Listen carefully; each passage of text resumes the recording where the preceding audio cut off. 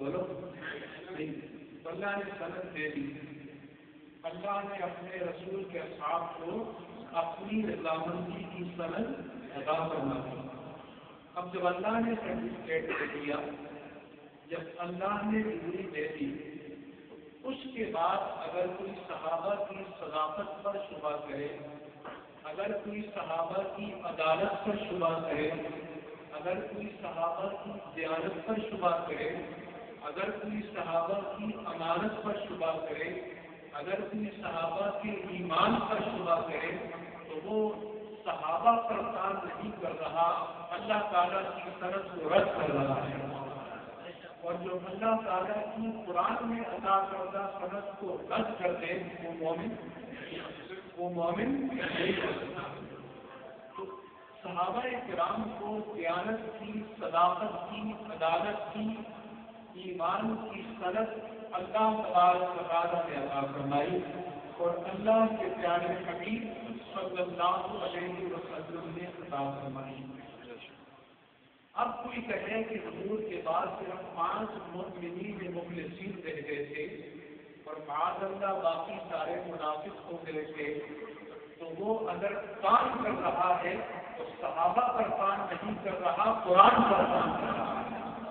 اگر وہ کام کر رہا ہے تو صحابہ پر نہیں کر رہا، رسول خدا کی سند پر کام کر رہا ہے۔ اس لیے اہل سنت و جماعت کا عقیدہ ہے کہ تمام کے تمام صحابہ کرام صادق ہیں، عادل ہیں، امین ہیں اور حضور کی امانتوں کے حفیظ ہیں۔ اس کے ساتھ ساتھ میں یہ بھی عرض کرنا چاہتا ہوں کہ میں ایک مجلس میں گیا، ایک شخص نے کہا کہ مجلس تھی کہ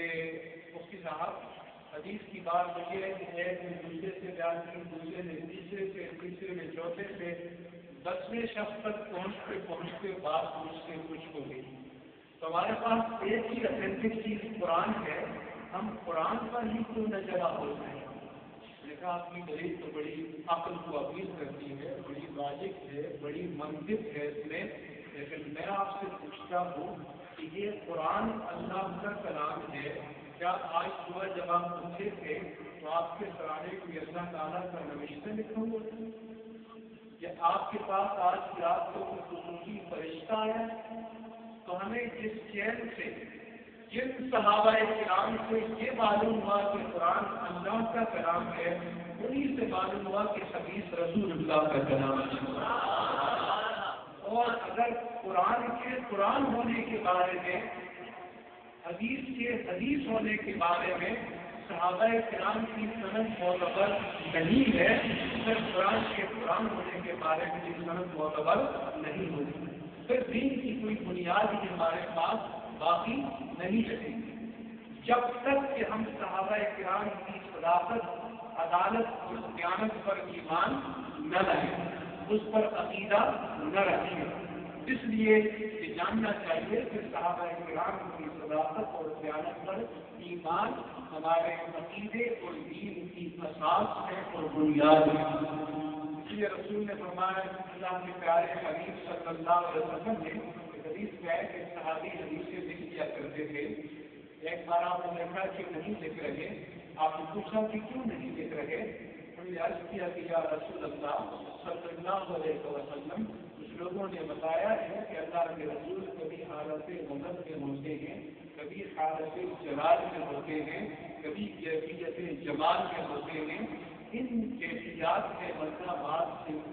کچھ کہہ دیتا ہے، ہر بات نہ لکھو۔ پھر آقا و مولا صلی اللہ علیہ وسلم نے فرمایا، جو کچھ میں کہوں تم لکھ دیا کرو، اپنی انگلی سے، مبارک انگلی سے اپنے مبارک کو کی طرف اشارہ کرتے ہوئے فرمایا، کیونکہ اس زبان سے حق کے سوا کچھ نہیں جائے گی۔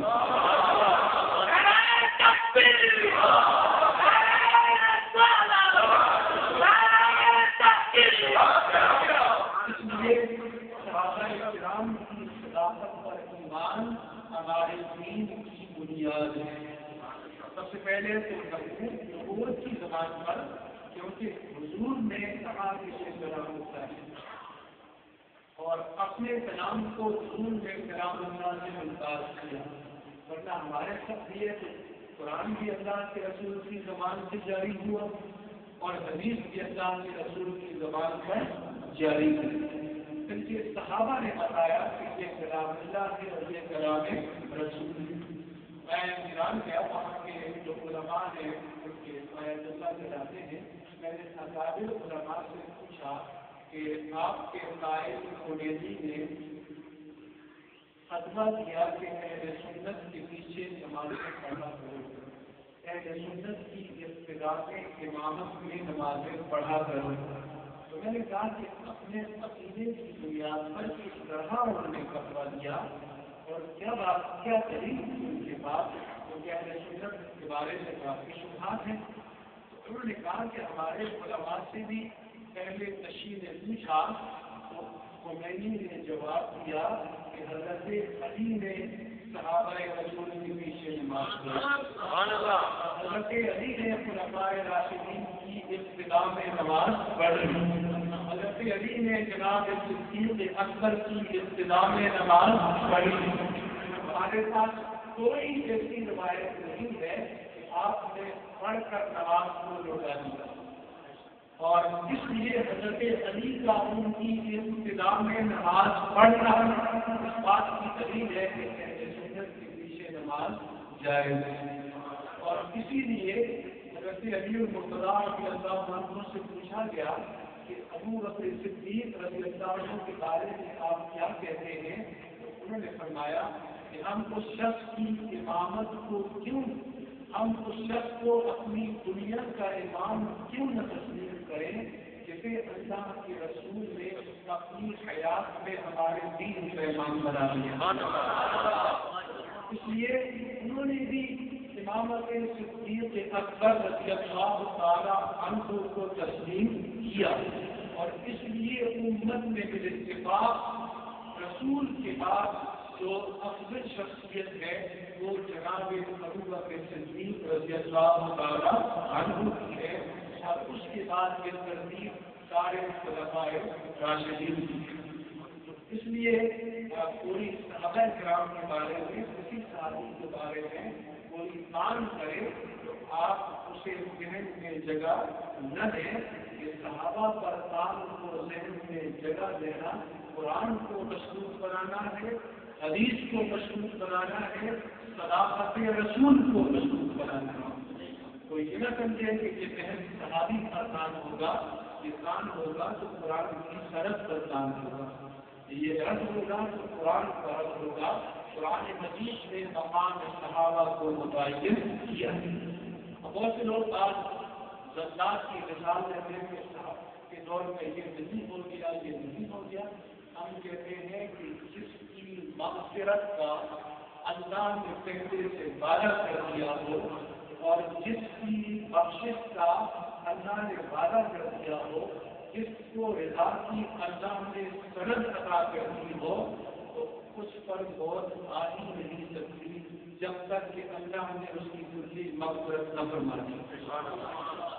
حضرت غوث العظم رضی اللہ تعالیٰ عنہ کے زمانے میں ایک پیر طریقت کے شیخ تھے، ان کے مریضوں نے کہا کہ ہمارے شیخ خلوت میں چلے جاتے